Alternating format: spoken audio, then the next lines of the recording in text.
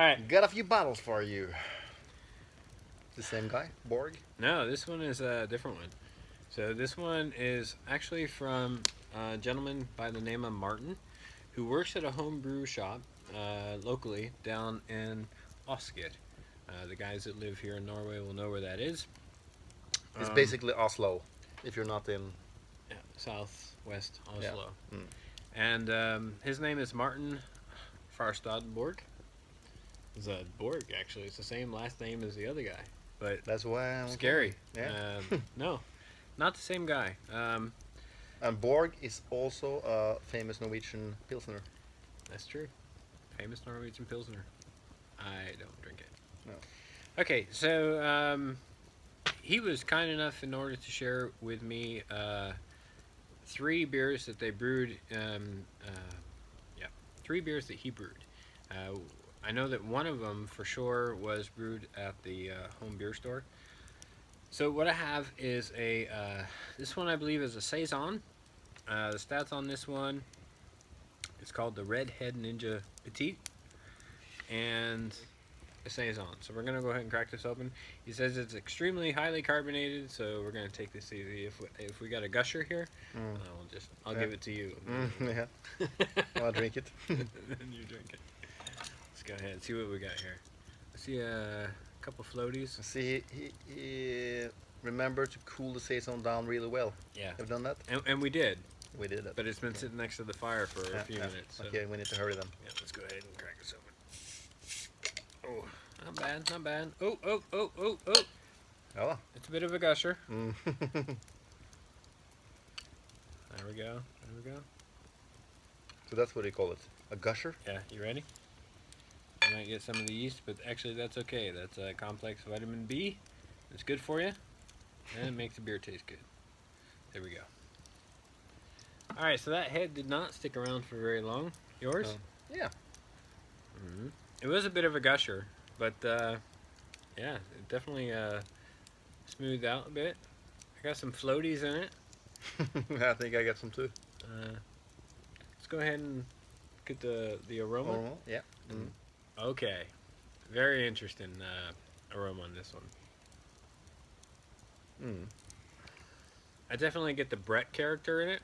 So there's some Brettanomyces, which is a not necessarily a wild yeast, but it is considered sort of not necessarily a typical brewer's yeast. You smell the yeast? The type of yeast? Yeah, it's associated with wild ales and sour ales specifically. And it gives you a really distinct funkiness to the beer. Mm. Yeah, so I get a hint of that funk in there. I get like some really light fruits, like a bit of strawberry. I get I'm more like I can feel like more like sour kind of things. Yeah, so like a raspberry. Yeah, mixed with some grapefruit.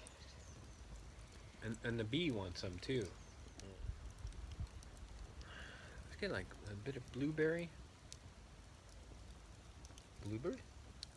Yes, it's that sour blueberry. Yeah. It's that sour blueberry note. It's definitely got a very peculiar, very special kind of aroma. Yeah. But how do you define like special in terms of welcoming, like invited? Welcoming? Yeah. How much do you anticipate or wanting to take a sip?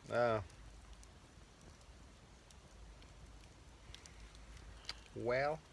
It's a sour beer. It's a sour beer. It's maybe for the professionals. But again, and keep in your mind is like not necessarily a French saison, but saison is sort of French, Belgian characteristic, where it's a little bit. I remember reading the Brewmaster's Table book by.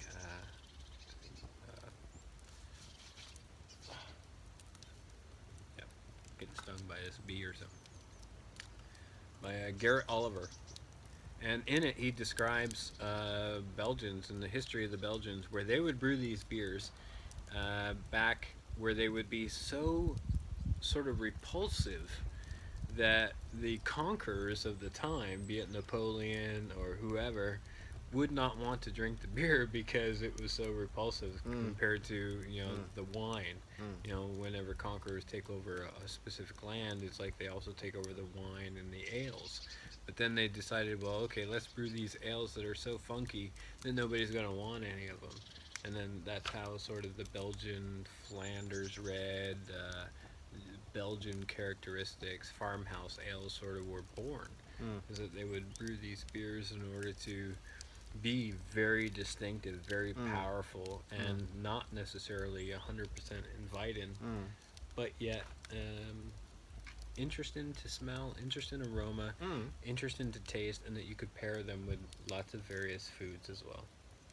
Let's go ahead and dive in and There's give it a taste. like there's one kind of fruit that I was like the tip of my tongue, but I just can't. So like the orange Raspberry, wild raspberry. You mean the small raspberry? You can unwrap it, like you would. Nype. Reminds me of, it's that orange berry that you sort of, or it's like a. Yeah, I know what you mean. I know what you mean. Wrap it, and it's like, you taste it. Yeah, no, it's the round one. It's not the raspberry one. It's the round one. It's always coming as common dessert that's on like brownies and stuff. Yeah. On top of the desserts. Yeah. Yeah. Okay, I know what kind of. Is that what you get? That's what I get. I get that. Yeah, it's definitely that. Yeah, it's that fruit. My Google's over there. Yeah. We'll edit it in later. All right, let's go ahead and dive in and take a taste. Cheers. Cheers, Martin. Thanks a lot for sharing this with us. Cheers.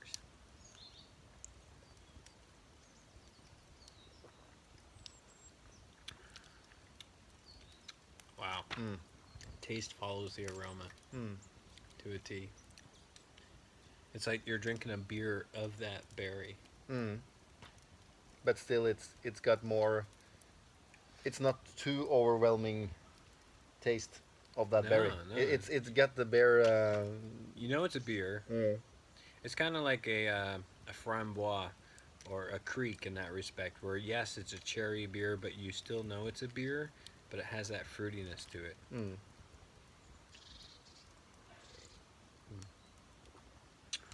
Interesting. Very interesting, Martin. I really appreciate this one. I don't remember the name of that berry. I'll put it down there in the description, because I will find it and put it down there so that other people can find it. But I would love more notes about what it is that you did with this one, because this is a keeper. Yeah. I think if you're gonna serve this with a nice dessert, you want to pair it with that fruit. This is good to go. I think the taste were more welcoming than the aroma. Absolutely. Yeah. I don't know. I think the aroma was just as inviting in terms of like a sour beer. The Saisons are not a sour beer, but they do definitely sometimes draw a gray line, or there's a gray area between a Saison and a sour beer. And this definitely has all of those characteristics of a sour beer. Because when you say Saison beer, this is not the aroma or the taste that I've been used to when I drink other Saison beers. Right. So it has to be more of the other end of the scale of pushing the. You could say fruity Saison, because it is a fruity Saison. But if there's Brett in here, which I think there is, the funkiness and those sour notes.